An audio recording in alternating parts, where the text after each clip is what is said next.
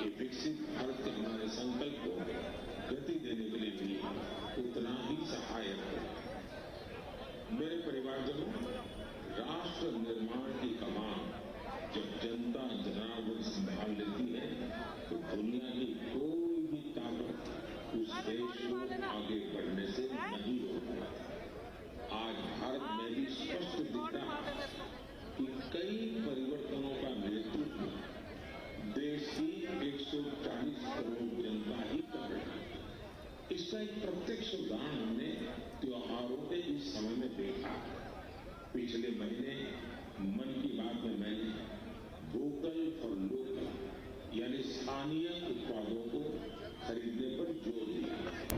बीते कुछ दिनों के भीतर ही दिवाली, भैया दूज और छठ पर देश में 4 लाख करोड़ से ज्यादा का कारोबार हुआ और इस दौरान भारत में बने उत्पादों को खरीदने का जबरदस्त उत्साह लोगों में देखा। अब तो घर के बच्चे भी दुकान पर कुछ खरीदते समय ये देखने लगे हैं कि उसमें मेड इन इंडिया लिखा है या नहीं लिखा। इतना ही नहीं, ऑनलाइन सामान खरीदते समय अब लोग कंट्री ऑफ ओरिजिन इसे भी देखना नहीं भूलते। साथियों, जैसे स्वच्छ भारत अभियान की सफलता ही उसकी प्रेरणा बन रही है, वैसे ही वोकल फॉर लोकल की सफलता विकसित भारत, समृद्ध भारत के द्वार खोल रही है। वोकल फॉर लोकल का यह अभियान पूरे देश की अर्थव्यवस्था को मजबूती देता है। वोकल फॉर लोकल अभियान रोजगार की गारंटी है, ये विकास की गारंटी है, ये देश के संतुलित विकास की गारंटी है। इससे शहरी और ग्रामीण दोनों को समान अवसर मिलते हैं। इससे स्थानीय उत्पादों में वैल्यू एडिशन का भी मार्ग बनता है और अगर कभी वैश्विक अर्थव्यवस्था में उतार चढ़ाव आता है तो वोकल फॉर लोकल का मंत्र हमारी अर्थव्यवस्था को संरक्षित भी करता है। साथियों, भारतीय उत्पादों के प्रति ये भावना केवल त्योहारों तक सीमित नहीं रहनी चाहिए। अभी शादियों का मौसम भी शुरू हो चुका है। कुछ व्यापार संगठनों का अनुमान है कि शादियों के इस सीजन में करीब 5 लाख करोड़ रुपए का कारोबार हो सकता है। शादियों से जुड़ी खरीदारी में भी आप सभी भारत में बने उत्पादों को ही महत्व दें। और हाँ, जब शादी की बात निकली है तो एक बात मुझे लंबे अरसे से कभी कभी बहुत पीड़ा देती है और मेरे मन की पीड़ा मैं मेरे परिवारजनों को नहीं कहूंगा तो किसको कहूंगा।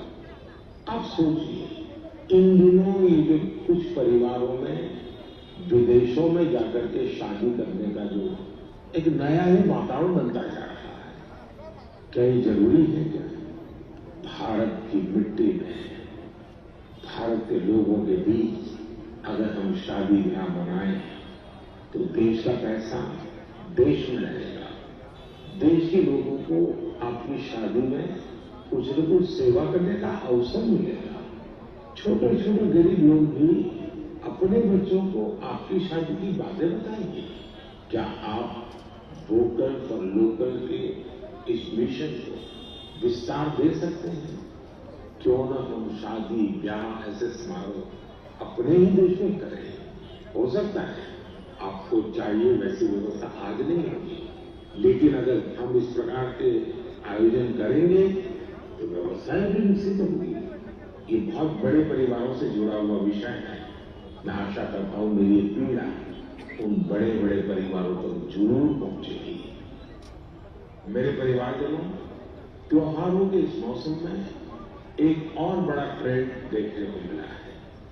ये लगातार दूसरा साल है जब दीपावली के अवसर में कैश देकर कुछ सामान खरीदने का प्रचलन धीरे धीरे कम होता जा रहा है। यानी अब लोग ज्यादा से ज्यादा डिजिटल पेमेंट कर रहे हैं। ये भी बहुत उत्साह बढ़ाने वाला है। आप एक और काम कर सकते हैं। आप तय करिए कि 1 महीने तक आप यूपीआई से या किसी डिजिटल माध्यम से ही पेमेंट करेंगे, कैश पेमेंट नहीं करेंगे। भारत में डिजिटल क्रांति की सफलता ने इसे बिल्कुल संभव बना दिया है। और जब 1 महीना हो जाए तो आप मुझे अपने अनुभव, अपनी फोटो जरूर शेयर करिए। मैं अभी से आपको एडवांस में अपनी शुभकामनाएं देता हूं। मेरे परिवारजनों, हमारे युवा साथियों ने देश को एक और बड़ी खुशखबरी दी है जो हम सभी को गौरव से भर देने वाली है। इंटेलिजेंस, आइडिया और इनोवेशन आज भारतीय युवाओं की पहचान है। इसमें टेक्नोलॉजी के कॉम्बिनेशन से उनकी इंटेलेक्चुअल प्रॉपर्टी में निरंतर बढ़ोतरी हो, यह अपने आप में देश के सामर्थ्य को बढ़ाने वाली महत्वपूर्ण प्रगति है। आपको ये जानकर अच्छा लगेगा कि 2022 में भारतीयों के पेटेंट आवेदन में 31% से ज्यादा की बढ़ोतरी हुई है। वर्ल्ड इंटेलेक्चुअल प्रॉपर्टी ऑर्गेनाइजेशन ने एक बड़ी ही दिलचस्प रिपोर्ट जारी की है। ये रिपोर्ट बताती है कि पेटेंट फाइल करने में सबसे आगे रहने वाले टॉप 10 देशों में भी ऐसा पहले कभी नहीं हुआ। इस शानदार उपलब्धि के लिए मैं अपने युवा साथियों को बहुत बहुत बधाई देता हूं। मैं अपने युवा मित्रों को विश्वास दिलाना चाहता हूं कि देश हर कदम पर आपके साथ है। सरकार ने जो प्रशासनिक और कानूनी सुधार किए, उसके बाद आज हमारे युवा एक नई ऊर्जा के साथ बड़े पैमाने पर इनोवेशन के काम में जुटे हैं। 10 वर्ष पहले के आंकड़ों से तुलना करें तो आज हमारे पेटेंट को 10 गुना ज्यादा मंजूरी मिल रही है। हम सभी जानते हैं कि पेटेंट से न सिर्फ देश की इंटेलेक्चुअल प्रॉपर्टी बढ़ती है, बल्कि इससे नए नए अवसरों के भी द्वार खुलते हैं। इतना ही नहीं, ये हमारे स्टार्टअप्स की ताकत और क्षमता को भी बढ़ाते हैं। आज हमारे स्कूली बच्चों में भी इनोवेशन की भावना को बढ़ावा मिल रहा है। अटल टिंकरिंग लैब, अटल इनोवेशन मिशन, कॉलेजों में इंक्यूबेशन सेंटर्स, स्टार्टअप इंडिया अभियान, ऐसे निरंतर प्रयासों के नतीजे देशवासियों के सामने है। ये भी भारत की युवा शक्ति, भारत की इनोवेटिव पावर का प्रत्यक्ष उदाहरण है। इसी जोश के साथ आगे चलते हुए ही हम विकसित भारत के संकल्प को भी प्राप्त करके दिखाएंगे। और इसीलिए मैं बार बार कहता हूं, जय जवान, जय किसान, जय विज्ञान, जय अनुसंधान। मेरे प्यारे देशवासियों, आपको याद होगा कि कुछ समय पहले मन की बात में मैंने भारत में बड़ी संख्या में लगने वाले मेलों की चर्चा की थी। तब एक ऐसी प्रतियोगिता का भी विचार आया था जिसमें लोग मेलों से जुड़ी फोटो साझा करें। संस्कृति मंत्रालय ने इसी को लेकर मेला मोमेंट्स कॉन्टेस्ट का आयोजन किया था।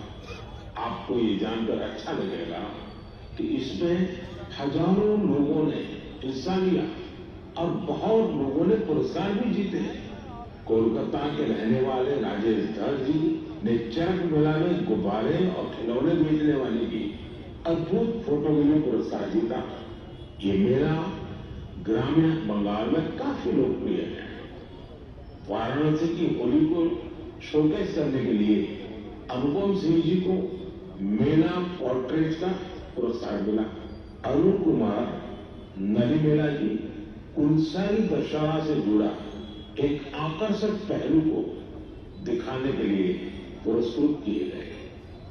वैसे ही पंढरपुर की भक्ति को दिखाने वाली फोटो सबसे ज्यादा पसंद की गई फोटो में शामिल है, जिसे महाराष्ट्र के ही एक सज्जन श्रीमान राहुल जी ने भेजा था। इस प्रतियोगिता में बहुत सारी तस्वीरें मेलों के दौरान मिलने वाले स्थानीय व्यंजनों की भी थी। इसमें पुरैया के रहने वाले आलोक अविनाश जी की तस्वीर ने पुरस्कार जीता। उन्होंने एक मेले के दौरान बंगाल के ग्रामीण क्षेत्र के खान पान को दिखाया था। प्रणब बसाक जी की वो तस्वीर भी पुरस्कृत हुई जिसमें भगोरिया महोत्सव के दौरान महिलाएं कुल्फी का आनंद ले रही हैं। रूमेला जी ने छत्तीसगढ़ के जगदलपुर में एक गांव के मेले में भजिया का स्वाद लेती महिलाओं की फोटो भेजी थी। इसे भी पुरस्कृत किया गया। साथियों, मन की बात के माध्यम से आज हर गांव, हर स्कूल, हर पंचायत को ये आग्रह है कि निरंतर इस तरह की प्रतियोगिताओं का आयोजन करें। आजकल तो सोशल मीडिया की इतनी ताकत है, टेक्नोलॉजी और मोबाइल घर घर पहुंचे हुए हैं। आपके लोकल पर्व हो या प्रोडक्ट, उन्हें आप ऐसा करके भी ग्लोबल बना सकते हैं। साथियों, गांव-गांव में लगने वाले मेलों की तरह ही हमारे यहाँ विभिन्न नृत्यों की भी अपनी ही विरासत है। झारखंड, उड़ीसा और बंगाल के जनजातीय इलाकों में एक बहुत प्रसिद्ध नृत्य है जिसे छऊ के नाम से बुलाते हैं। 15 से 17 नवंबर तक एक भारत श्रेष्ठ भारत की भावना के साथ श्रीनगर में छऊ पर्व का आयोजन किया गया। इस कार्यक्रम में सबने छऊ नृत्य का आनंद उठाया। श्रीनगर के नौजवानों को छऊ नृत्य की ट्रेनिंग देने के लिए एक वर्कशॉप का भी आयोजन हुआ। इसी प्रकार कुछ सप्ताह पहले ही कठुआ जिले में बसोहनी उत्सव आयोजित किया गया। ये जगह जम्मू से 150 किलोमीटर दूर है। इस उत्सव में स्थानीय कला, लोक नृत्य और पारंपरिक रामलीला का आयोजन हुआ। साथियों, भारतीय संस्कृति की सुंदरता को सऊदी अरब में भी महसूस किया गया। इसी महीने सऊदी अरब में संस्कृत उत्सव नाम का एक आयोजन हुआ। यह अपने आप में बहुत अनूठा था क्योंकि ये पूरा कार्यक्रम ही संस्कृत में था। संवाद, संगीत, नृत्य, सब कुछ संस्कृत में। इसमें वहां के स्थानीय लोगों की भागीदारी भी देखी गई। मेरे परिवारजनों, स्वच्छ भारत अब तो पूरे देश का प्रिय विषय बन गया है। मेरा तो प्रिय विषय है ही, और जैसे ही मुझे इससे जुड़ी कोई खबर मिलती है, मेरा मन उस तरफ चला ही जाता है। लोगों की सोच बदलती है। ये पहल आज राष्ट्रीय भावना का प्रतीक बन चुकी है जिसने करोड़ों देशवासियों के जीवन को बेहतर बनाया है। इस अभियान ने अलग अलग क्षेत्र के लोगों, विशेषकर युवाओं को सामूहिक भागीदारी के लिए प्रेरित किया है। ऐसा ही एक सराहनीय प्रयास सूरत में देखने को मिला है। युवाओं की एक टीम ने यहाँ प्रोजेक्ट सूरत इसकी शुरुआत की है। इसका लक्ष्य सूरत को एक ऐसा मॉडल शहर बनाना है जो सफाई और सस्टेनेबल डेवलपमेंट की बेहतरीन मिसाल बने। सफाई संडे के नाम से शुरू हुए इस प्रयास के तहत सूरत के युवा पहले सार्वजनिक जगहों और डुमस बीच की सफाई करते थे। बाद में ये लोग तापी नदी के किनारों की सफाई में भी जी जान से जुड़ गए। और आपको जानकर के खुशी होगी, देखते ही देखते इससे जुड़े लोगों की संख्या 50,000 से ज्यादा हो गई है। लोगों से मिले समर्थन से टीम का आत्मविश्वास बढ़ा, जिसके बाद उन्होंने कचरा इकट्ठा करने का काम भी शुरू किया। आपको जानकर हैरानी होगी कि इस टीम ने लाखों किलो कचरा हटाया है। जमीनी स्तर पर किए गए ऐसे प्रयास बहुत बड़े बदलाव लाने वाले होते हैं। साथियों, गुजरात से ही एक और जानकारी आई है। कुछ सप्ताह पहले वहां अंबाजी में भादरवी पूनम मेले का आयोजन किया गया था। इस मेले में 50 लाख से ज्यादा लोग आए। ये मेरा प्रतिवर्ष होता है। इसकी सबसे खास बात यह रही कि मेले में आए लोगों ने गब्बर हिल के एक बड़े हिस्से में सफाई अभियान चलाया। मंदिरों के आसपास के पूरे क्षेत्र को स्वच्छ रखने का यह अभियान बहुत प्रेरणादायी है। साथियों, मैं हमेशा कहता हूं कि स्वच्छता कोई एक दिन या एक सप्ताह का अभियान नहीं है, बल्कि ये तो जीवन में उतारने वाला काम है। हम अपने आसपास ऐसे लोग देखते भी हैं जिन्होंने अपना पूरा जीवन स्वच्छता से जुड़े विषयों पर ही लगा दिया। तमिलनाडु के कोयम्बटूर में रहने वाले लोगानाथन जी भी बेमिसाल है। बचपन में गरीब बच्चों के फटे कपड़ों को देखकर वे अक्सर परेशान हो जाते थे। इसके बाद उन्होंने ऐसे बच्चों की मदद का प्रण लिया और अपनी कमाई का एक हिस्सा इन्हें दान देना शुरू कर दिया। जब पैसे की कमी पड़ी तो लोगानाथन जी ने टॉयलेट तक साफ किए ताकि जरूरतमंद बच्चों की मदद हो सके। वे पिछले 25 सालों से पूरी तरह समर्पित भाव से अपने इस काम में जुटे हैं और अब तक 1500 से अधिक बच्चों की मदद कर चुके हैं। मैं एक बार फिर ऐसे प्रयासों की सराहना करता हूं। देश भर में हो रहे इस तरह के अनेकों प्रयास न सिर्फ हमें प्रेरणा देते हैं, बल्कि कुछ नया कर गुजरने की इच्छा शक्ति भी जगाते हैं। मेरे परिवारजनों, 21वीं सदी की बहुत बड़ी चुनौतियों में से एक है जल सुरक्षा। जल का संरक्षण करना जीवन को बचाने से कम नहीं है। जब हम सामूहिकता की इस भावना से कोई काम करते हैं तो सफलता भी मिलती है। इसका एक उदाहरण देश के हर जिले में बन रहे अमृत सरोवर भी है। अमृत महोत्सव के दौरान भारत ने जो 65,000 से ज्यादा अमृत सरोवर बनाए हैं, वो आने वाली पीढ़ियों को लाभ देंगे।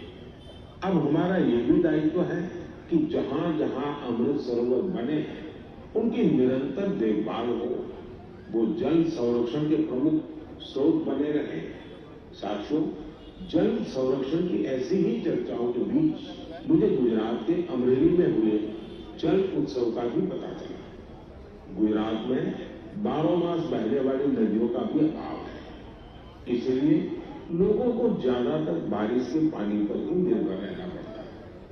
पिछले 20-25 साल में सरकार और सामाजिक संगठनों के प्रयास के बाद वहां की स्थिति में बदलाव जरूर आया है और इसलिए वहां जल उत्सव की बड़ी भूमिका है। अमरेली में हुए जल उत्सव के दौरान जल संरक्षण और झीलों के संरक्षण को लेकर लोगों में जागरूकता बढ़ाई गई। इसमें वाटर स्पोर्ट्स को भी बढ़ावा दिया गया। वाटर सिक्योरिटी के जानकारों के साथ मंथन भी किया गया। कार्यक्रम में शामिल लोगों को तिरंगे वाला वाटर फाउंटेन बहुत पसंद आया। इस जल उत्सव का आयोजन सूरत के डायमंड बिजनेस में नाम कमाने वाले सब्जीभाई भड़ोतिया के फाउंडेशन ने किया। मैं इसमें शामिल प्रत्येक व्यक्ति को बधाई देता हूं। जल संरक्षण के लिए ऐसे ही काम करने की शुभकामनाएं देता हूं। मेरे परिवारजनों, आज दुनिया भर में स्किल डेवलपमेंट के महत्व को स्वीकार्यता मिल रही है। जब हम किसी को कोई स्किल सिखाते हैं तो उसे सिर्फ हुनर ही नहीं देते, बल्कि उससे आय का एक जरिया भी देते हैं। और जब मुझे पता चला कि एक संस्था पिछले 4 दशक से स्किल डेवलपमेंट के काम में जुटी, तो मुझे और भी अच्छा लगा। ये संस्था आंध्र प्रदेश के श्रीकाकुलम में है और इसका नाम बेल्जीपुरम यूथ क्लब है। स्किल डेवलपमेंट पर फोकस कर बेल्जीपुरम यूथ क्लब ने करीब 7,000 महिलाओं को सशक्त बनाया। इनमें से अधिकांश महिलाएं आज अपने दम पर अपना कुछ काम कर रही है। इस संस्था ने बाल मजदूरी करने वाले बच्चों को भी कोई न कोई हुनर सिखाकर उन्हें उस दुष्ट चक्र से बाहर निकालने में मदद की है। बेल्जीपुरम यूथ क्लब की टीम ने किसान उत्पाद संघ यानी एफपीओ से जुड़े किसानों को भी नई स्किल सिखाई, जिससे बड़ी संख्या में किसान सशक्त हुए हैं। स्वच्छता को लेकर भी ये यूथ क्लब गांव-गांव में जागरूकता फैला रहा है। इसने अनेक शौचालयों का निर्माण की भी मदद की है। मैं स्किल डेवलपमेंट के लिए इस संस्था से जुड़े सभी लोगों को बहुत बहुत बधाई देता हूं, उनकी सराहना करता हूं। आज देश के गांव-गांव में स्किल डेवलपमेंट के लिए ऐसे ही सामूहिक प्रयासों की आवश्यकता है। साथियों, जब किसी एक लक्ष्य के लिए सामूहिक प्रयास होता है तो सफलता की ऊंचाई भी और ज्यादा हो जाती है। मैं आप सभी से लद्दाख का एक प्रेरक उदाहरण साझा करना चाहता हूं। आपने पश्मीना शॉल के बारे में तो जरूर सुना होगा। पिछले कुछ समय से लद्दाखी पश्मीना की भी बहुत चर्चा हो रही है। लद्दाखी पश्मीना लूम्स ऑफ लद्दाख के नाम से दुनिया भर के बाजार में पहुंच रहा है। आप ये जानकर हैरान रह जाएंगे कि इसे तैयार करने में 15 गांवों की 450 से अधिक महिलाएं शामिल हैं। पहले वे अपने उत्पाद वहां आने वाले पर्यटकों को ही बेचती थी, लेकिन अब डिजिटल भारत के इस दौर में उनकी बनाई चीजें देश दुनिया के अलग अलग बाजारों में पहुंचने लगी है। यानी हमारा लोकल अब ग्लोबल हो रहा है और इससे इन महिलाओं की कमाई भी बढ़ी है।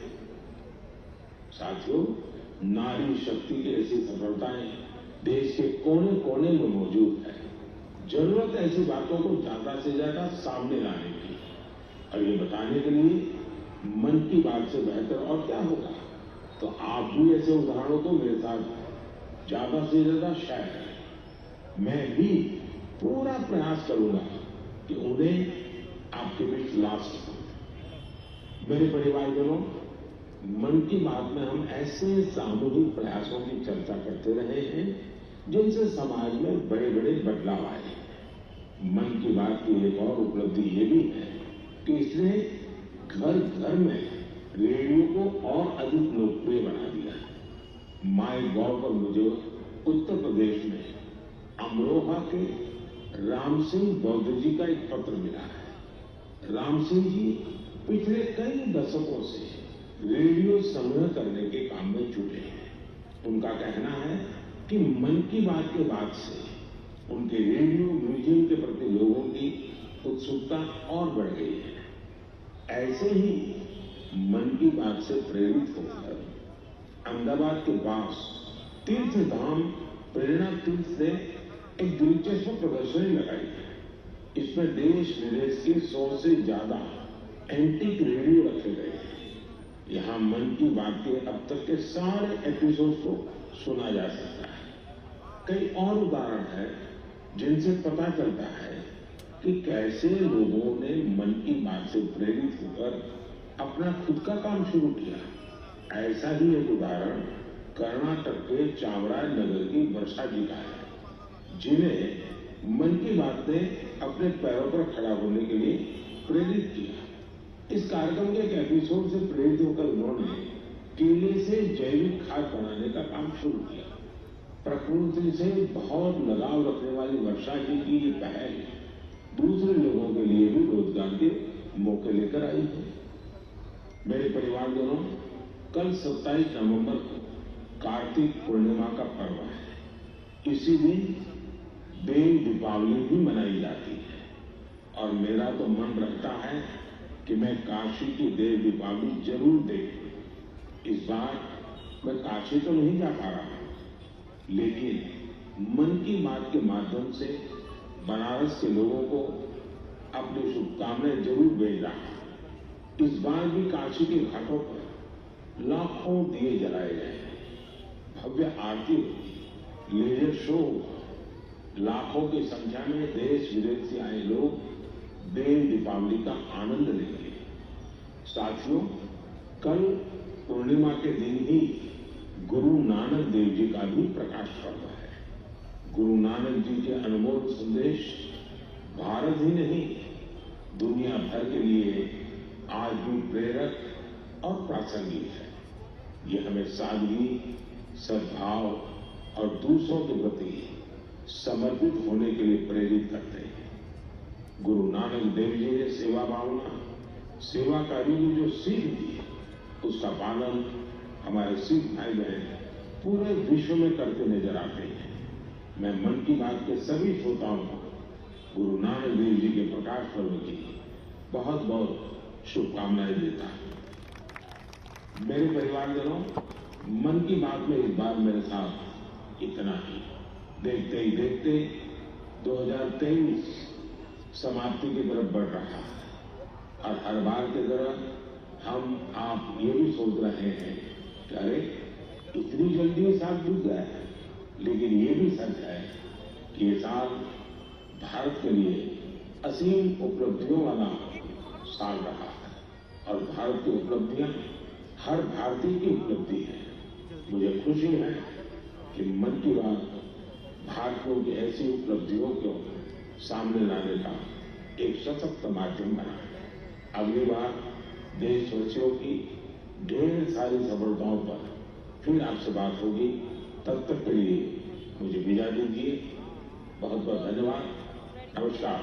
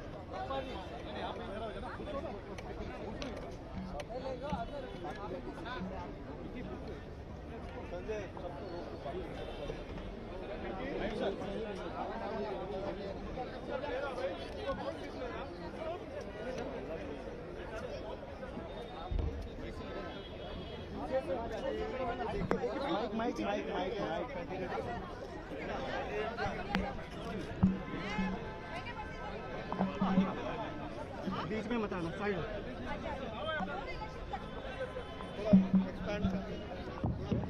హలో అందరికీ నమస్కారం. కొద్దిసేపటి క్రితము మన ప్రియతమ ప్రధానమంత్రి నరేంద్ర మోడీ గారి యొక్క దేశ ప్రజల నుంచి ఉద్దేశించి చేసినటువంటి మన్ కీ బాత్ ప్రసంగము మనము రేడియో ద్వారా, టీవీల ద్వారా వినడం జరిగింది. గత అనేక సంవత్సరాలుగా ప్రపంచంలో ఎవరైనా ఒక ప్రధానమంత్రి ఈ రకంగా ప్రతి నెల రేడియో ద్వారా, టీవీల ద్వారా రాజకీయాలకు అతీతంగా మన్ కీ బాత్ ఇచ్చేటువంటి మరి ప్రక్రియ ఎక్కడైనా ఉంది అంటే అది ఒక భారతదేశంలోనే ఉంది. ఒక నరేంద్ర మోడీ గారు మాత్రమే అది ప్రపంచంలో చేస్తున్నారని ఈ సందర్భంగా మనం చేస్తాము. ఈ సందర్భంగా మన అదృష్టం ఏంటంటే మన యొక్క భారతీయ జనతా పార్టీ జాతీయ అధ్యక్షులు గౌరవనీయులు పెద్దలు ఈరోజు మన యొక్క మధ్యలో ఉండి ఈ యొక్క మన్ కీ బాత్ వినడము నిజంగా మనందరి అదృష్టమని ఈ సందర్భంగా నేను మనవి చేస్తా ఉన్నాను. మరి మన్ కీ బాత్ దేశంలో కోట్లాది మంది ప్రజలు అన్ని గ్రామాలలో ప్రతి ఇంట్లో కూడా వినేటువంటి సాంప్రదాయాలు ప్రతి నెల చివరి ఆదివారము ఈ కార్యక్రమం ఉంటుంది. ఈ సందర్భంగా మరి మన మధ్యలో ఉన్నటువంటి గౌరవనీయులు పెద్దలు భారతీయ జనతా పార్టీ జాతీయ అధ్యక్షులు మరి మనం అడగగానే అంగీకరించి వచ్చి ఈ కార్యక్రమంలో పాల్గొని మరి మన యొక్క అభ్యర్థి అయినటువంటి దీపక్ రెడ్డి గారిని ఆశీర్వదించడం కోసం వచ్చినందుకు నేను మరి జగత్ ప్రకాష్ నడ్డా గారికి మనందరి తరఫున హృదయపూర్వకమైన ధన్యవాదాలు తెలుస్తున్నాను.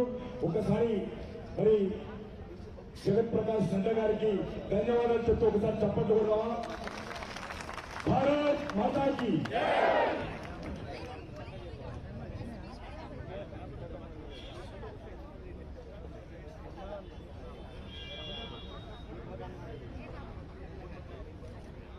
बोलो भारत माता की, भारत माता की, भारत माता की। बोलो जय तेलंगाना, जय तेलंगाना, जय जय तेलंगाना। आज के इस मन की बात में, जिसमें मैं भी शामिल हुआ, इस कार्यक्रम में मेरे साथ उपस्थित भारतीय जनता पार्टी के बहुत ही कर्मशील, संवेदनशील और जुझारू अध्यक्ष सम्मानीय श्री किशन रेड्डी गारू और हमारे जुबली हिल्स के प्रत्याशी आपके प्यारे श्री दीपक रेड्डी जी, और यहाँ मन की बात सुनने आए हुए इतनी बड़ी संख्या में आए हुए देवी और सज्जनों और मेरे युवा साथी और मीडिया के मेरे साथी, प्रिंट मीडिया और इलेक्ट्रॉनिक मीडिया के मेरे साथी। आज हम सब लोगों ने आदरणीय प्रधानमंत्री जी को मन की बात में सुना और उन्होंने हम सबको देश, समाज, स्वच्छता, आर्थिक दृष्टि से वोकल फॉर लोकल, इन सारे मुद्दों पर किस तरीके से देश आगे जा रहा है, इस पर उन्होंने चर्चा की। अब मैं यहां आया हूं और आप सब लोग इतनी बड़ी संख्या में आए हैं। 30 तारीख को आप सब लोगों ने अपना मतदान करना है, तो मेरे से निवेदन हुआ कि मैं भी कुछ चुनाव के बारे में आपसे चर्चा करूं। आपका ज्यादा समय न लेता हुआ कुछ बातें आपके सामने जरूर रखना चाहता हूं, और वो यह रखना चाहता हूं कि देखिए, ये चुनाव में 3 पार्टियां चुनाव में उतरी। एक है भारतीय जनता पार्टी, जिसके हमारे प्रत्याशी श्री दीपक रेड्डी हैं, और एक है कांग्रेस पार्टी, और एक है बीआरएस, पहले टीआरएस बाद में बीआरएस। मित्रों, आप बताइए, तेलंगाना की लड़ाई जो 60 के दशक से शुरू हुई और 2000 तक के दशक तक ये लड़ाई लड़ी गई, इस लड़ाई में इस कांग्रेस पार्टी ने 600 से ज्यादा लोगों को गोलियों से भूना था कि नहीं? भूना था कि नहीं, बताओ मेरे को।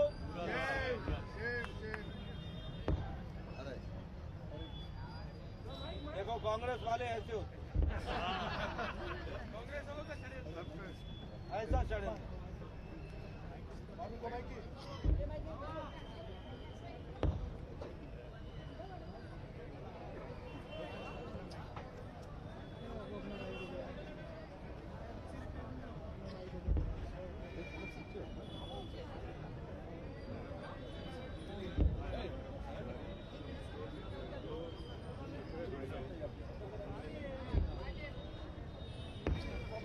మన కార్ల సిస్టమ్ ఉన్న జల్దీ రమ్మని కార్ల मेरे गाड़ी में है जल्दी लाओ जी।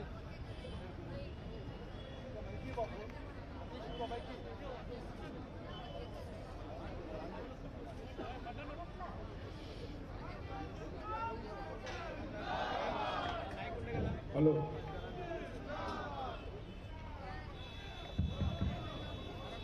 बोलो, कांग्रेस पार्टी के लोगों ने 600 से ज्यादा को गोलियों से मारा था कि नहीं मारा था? आप बताओ, 1500 से ज्यादा लोगों की जानें गई कि नहीं गई? कांग्रेस भाई, ये कांग्रेस का नाम लेते हैं और ये बंद कर देते हैं। अभी भी षड्यंत्र नहीं जाता इनका। तो बोलो, इन्होंने तेलंगाना के लोगों के साथ धोखा दिया कि नहीं? अब दूसरी बात, ये तेलंगाना राज्य समिति, ये तेलंगाना की लड़ाई लड़ रही थी ना? तेलंगाना की लड़ाई लड़ रही थी ना? और जब तेलंगाना राज्य बन गया तो केसीआर अपने परिवार की लड़ाई लड़ने लगा कि नहीं? परिवार को आगे बढ़ाया कि नहीं? बाकी सबको पीछे धकेला कि नहीं? तेलंगाना को पीछे लाया कि नहीं? और अपने परिवार को आगे बढ़ाया कि नहीं? केसीआर, केटीआर, कविता, बेटा, उसका आने वाला बेटा, यही परिवार आगे बढ़ाया। बताओ, कांग्रेस पार्टी ने घोटाला किया कि नहीं? आपको याद है पनडुब्बी घोटाला? याद है? आपको याद है हेलीकॉप्टर घोटाला? आपको याद है 2G घोटाला? आपको याद है ये हमारा ये जो गेम्स का, एशियन गेम्स का घोटाला, कॉमनवेल्थ गेम्स का घोटाला, CWG का घोटाला याद है ना? और ये कोयला घोटाला याद है ना? चावल घोटाला याद है ना? यानी इन्होंने न आकाश छोड़ा, न जल छोड़ा, न पाताल छोड़ा, न धरती छोड़ी, सब जगह भ्रष्टाचार किया कि नहीं किया?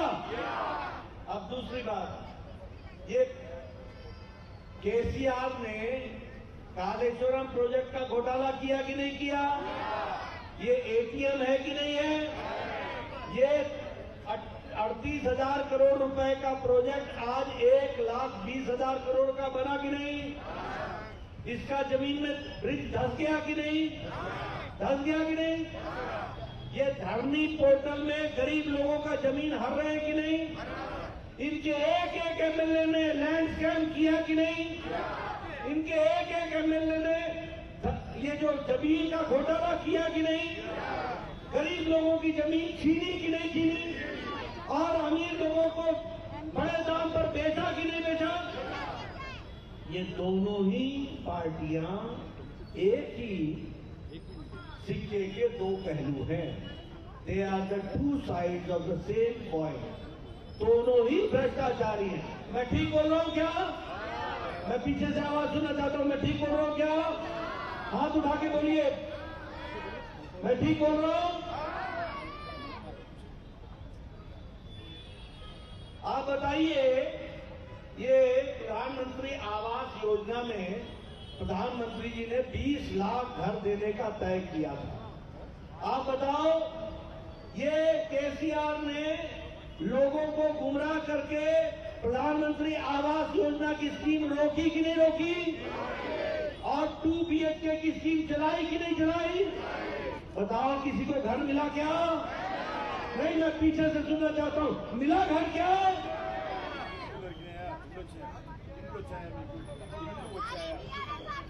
इनको चाय मिला क्या? मिला क्या?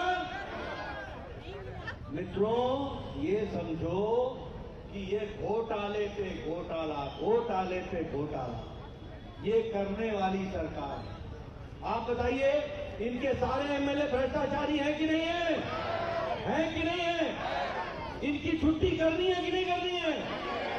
और ये चोर चोर मौसेरे भाई हैं कि नहीं है? कांग्रेस और BRS ये दोनों भ्रष्टाचारी हैं कि नहीं है? मालूम है BRS का क्या मतलब है? भ्रष्टाचारी राक्षसुला समिति। ये भ्रष्टाचारी राक्षसुला समिति है। और कांग्रेस क्या है? कांग्रेस का मतलब है कमीशन, कांग्रेस का मतलब है करप्शन, कांग्रेस का मतलब है क्रिमिनलाइजेशन, कांग्रेस का मतलब है अपने घर को भरो, लोगों की से सेवा करवाओ और अपने मेवा खाओ। बोलो, ऐसी पार्टियां दोनों चाहिए क्या? अच्छा, अब आपसे मैं एक बात पूछता हूं, मोदी जी के राज में देश तरक्की किया कि नहीं किया? किया कि नहीं किया? आज भारत, देखो, अमेरिका कोरोना के बाद सारे देश आर्थिक दृष्टि से लड़खड़ा रहे हैं। मेरी बात समझ में आ रही है ना? इकोनॉमी में लड़खड़ा रहे हैं। कोरोना के बाद और यूक्रेन वॉर के बाद अमेरिका की आर्थिक स्थिति लड़खड़ा रही है, जापान की आर्थिक स्थिति लड़खड़ा रही है, ऑस्ट्रेलिया की आर्थिक स्थिति लड़खड़ा रही है, यूरोप की आर्थिक स्थिति लड़खड़ा रही है। अगर आज कोई इकोनॉमी सबसे मजबूती से आगे बढ़ रही है, फास्टेस्ट ग्रोइंग इकोनॉमी है, तो वो भारत है, भारत। और हम 11वें नंबर से 5वें नंबर की अर्थव्यवस्था बन गए हैं, 5वें नंबर की। और आप पहले दीपक रेड्डी को जिताओ, अगले साल की एडवांस बुकिंग कर रहा हूं, मोदी जी को फिर से प्रधानमंत्री बनाएंगे और भारत को तीसरे नंबर की अर्थव्यवस्था बनाएंगे, तीसरे नंबर। आप लोग 9 साल पहले जो मोबाइल लेके चलते थे ना, मोबाइल, वो मोबाइल में लिखा होता था मेड इन चाइना। अब जो आप सबके पास मोबाइल है ना, निकाल के देख लो, सब पर लिखा हुआ है मेड इन इंडिया और आगे लिखा होगा मेड इन भारत। यह है बदलता भारत, यह है आगे बढ़ता भारत।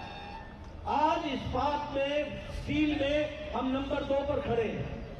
अभी प्रधानमंत्री जी ने बताया, दिवाली में 4 लाख करोड़ की खरीदारी हुई है, 4 लाख करोड़। और ये व्हाइट में हुई है, डिजिटल हुई है। यह है बदलता भारत, यह है आगे बढ़ता भारत, यह है भारतीय जनता पार्टी, यह है मोदी जी का काम। आपको से मैं कहना चाहता हूं, आज ऑटोमोबाइल दीपावली और धनतेरस के दिन भारत में 11 लाख गाड़ियां खरीदी गई हैं, 11 लाख व्हीकल, 55 लाख मोटरसाइकिल्स। यह है बदलता भारत। ऑटोमोबाइल इंडस्ट्री में हम नंबर 3 पर आकर के खड़े हैं, नंबर 3 पर आकर के खड़े हैं। मित्रों, भैया इसको रोक दो।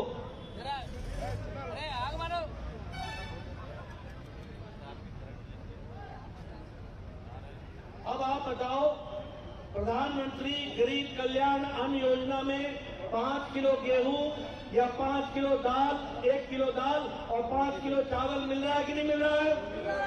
प्रधानमंत्री अन्न योजना में मिल रहा है ना? आज भारत की गरीबी, 13.5 करोड़ लोग गरीबी की रेखा से ऊपर उठ गए हैं। ये भारत है, ये आपको समझना होगा। उसी तरीके से विकास के दृष्टि से बताइए, 12 करोड़ स्वच्छता इज्जत घर बने कि नहीं बने? आप बताइए, प्रधानमंत्री आवास योजना में मोदी जी ने 4 करोड़ घर सैंक्शन किए कि नहीं किए? आप बताइए, गैस का सिलेंडर और 8-9 करोड़ से ज्यादा उज्ज्वला योजना में गैस मिला कि नहीं मिला? अब मित्रों, आप बताओ, इसके बाद जब आप दीपक रेड्डी को जिताएंगे तो उसके बाद बहनों को 4 सिलेंडर मुफ्त का साल का मिलेगा।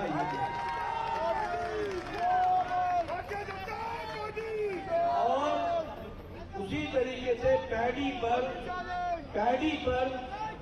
क्विंटल 3,100 रुपीज उसका बोनस मिलेगा। उसी तरीके से ये हमारे यहाँ जो हम 18,000 फर्टिलाइजर पर सब्सिडी देते हैं पर क्विंटल, मोदी जी 18,000 पर क्विंटल सब्सिडी देते हैं। उस पर अब हम गरीब किसान को 2,400 का इनपुट देंगे और उनको हम ताकत देंगे। ये हम करने वाले।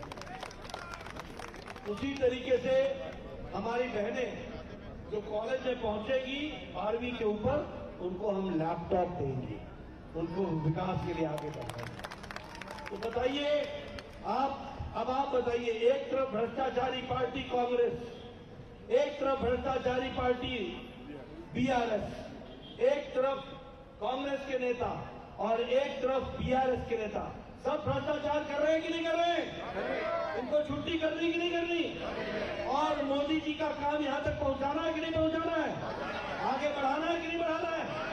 यहां भी चाहे आउटर रिंग रोड हो, बीआरएस का किकबैक 1,000 करोड़ रुपए का है। और हमारे बताओ, नेशनल हाईवे बन रहे हैं कि नहीं बन रहे हैं? एक्सप्रेसवे बन रहे हैं कि नहीं बन रहे हैं? मेट्रो का काम चला हुआ है कि नहीं चला हुआ है? भारत सरकार, मोदी जी आपकी सेवा कर रहे हैं कि नहीं कर रहे हैं? अब आप चाहते हैं कि तेलंगाना में भी वो सेवा करें, तो हमें जुबली हिल्स से एक जुबली के रूप में हमारे को दीपक रेड्डी आप देंगे, इसकी आप चिंता बोलिए, करेंगे ना? मैं आवाज सुनना चाहता हूं एकदम अंत में वहां से, बोलिए करेंगे ना? कमल खिलाएंगे ना? भारतीय जनता पार्टी को जिताएंगे ना? दीपक रेड्डी को आप विधानसभा में पहुंचाएंगे ना? बहुत बहुत धन्यवाद। जय भारत, जय तेलंगाना।